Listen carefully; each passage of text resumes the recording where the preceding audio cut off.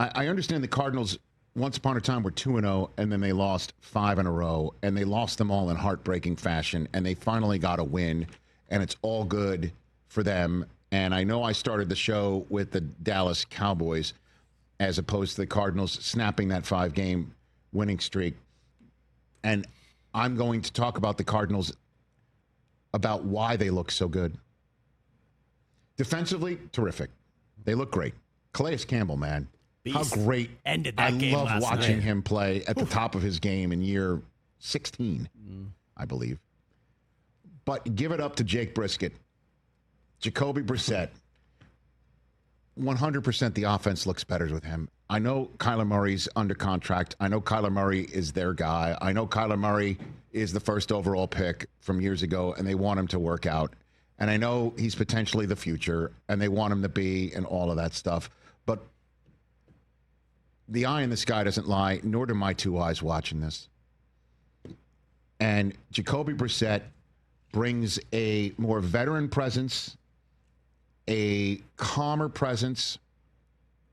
And the reason why I'm saying that is in Kyler Murray's superpower is his ability to escape and to make a two-way threat from the position, put the pressure on you as a defense. But sometimes he just goes out the gate and sometimes just looks way too frenetic, certainly when he's trying to win a game in the fourth quarter.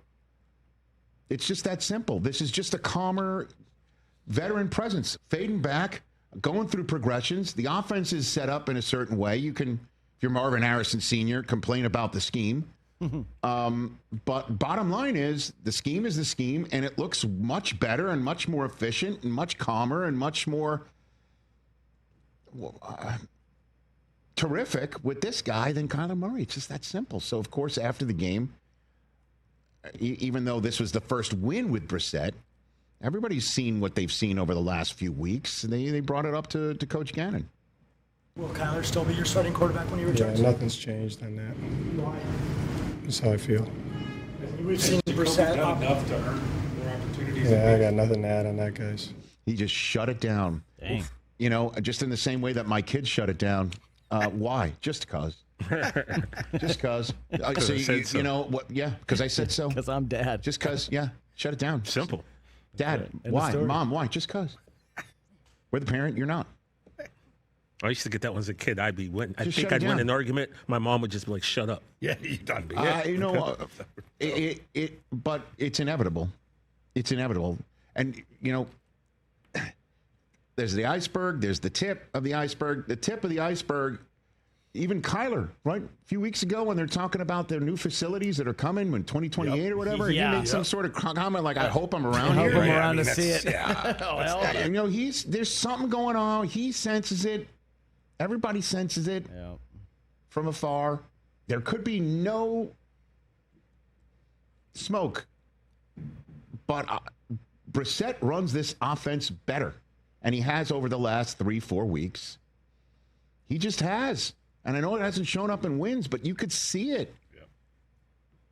I mean, Michael Wilson's catching more passes. Trey McBride has been terrific this year. Oh, and he was last year as well. I mean, this is not a Kyler hate segment. It really is just, honestly, an interesting decision where you've got a first overall quarterback, you know, who's got a statue in front of Oklahoma that they all as an organization went and visited when Ganon took the job. And here we are, with Brissett playing much better. Massive trade to talk about coming up.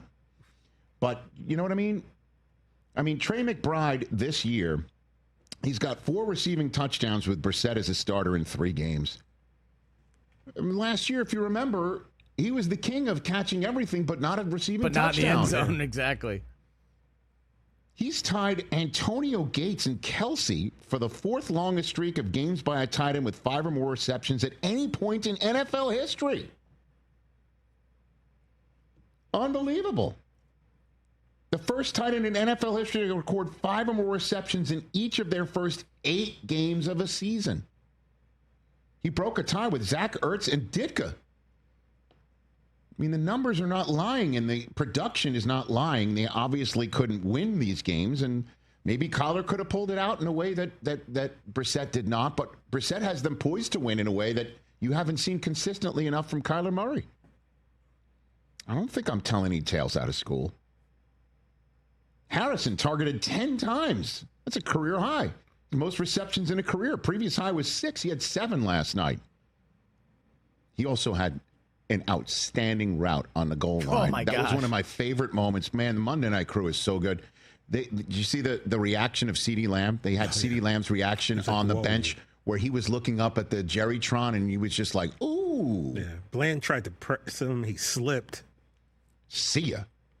I might change Cage's name to Marvin after last night. Well, I mean, he saved you in the Rich Eisen Show guillotine league, which was a massive sweat between you, Chris, TJ, and Jay Cope of Rich Eisen Social. I was really sweating. You both survived. You should have been sweating. Jake did not. I knew it. The Eagles fan gets guillotined because the Cowboys didn't come through for me. It really was a chef's kiss. That's why I wasn't worried. But the bottom line is, forget our guillotine league. In the reality world of football, Ganon's got a decision to make. I mean, even Buck and Aikman were saying there's a locker room to consider, which means there is just more rumblings out of Arizona again about their first overall drafted quarterback from years ago, who, is going to get back there or not.